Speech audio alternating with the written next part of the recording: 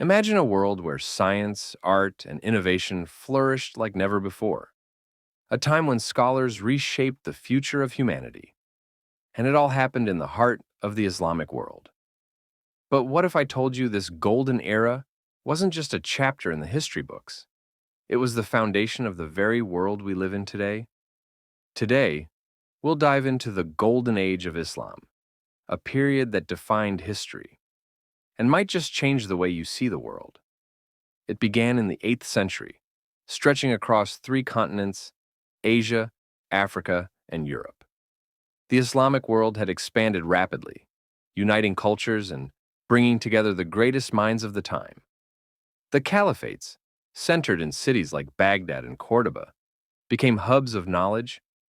But what sparked this incredible transformation?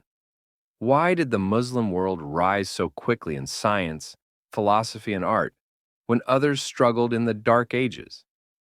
The answer lies in the Quranic command to seek knowledge and the Islamic principle that learning is a sacred duty.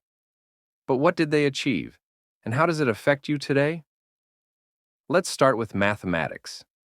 Have you ever used algebra? Well, thank Al-Khwarizmi, a Persian polymath who lived in Baghdad. His work not only introduced algebra, but also led to the decimal system that we still use today. Imagine a world where calculating distances, building skyscrapers, or even sending rockets into space wouldn't be possible without this one discovery. But did you know that Muslim scholars didn't stop there? They also revolutionized astronomy. In the city of Samarkand, Ulugh Beg, a 15th century ruler, built one of the most advanced observatories of his time. His star charts were more accurate than anyone had seen before, allowing sailors to navigate vast oceans and making today's GPS systems possible. What would have happened if they hadn't pushed the limits of what was possible? But astronomy wasn't their only legacy. Imagine falling ill 1,000 years ago. Medicine was primitive, right? Not in the golden age of Islam. The Muslim world had hospitals, complete with training centers for doctors. Ibn Sina's Canon of Medicine became a textbook for both Muslim and European doctors for centuries. In fact, many of the surgical tools we use today were designed during this period. But how could all of this knowledge be preserved and shared? This brings us to the translation movement.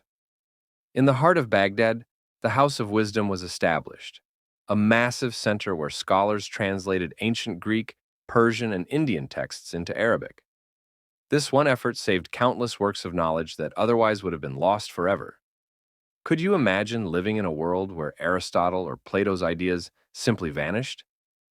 But why did this golden age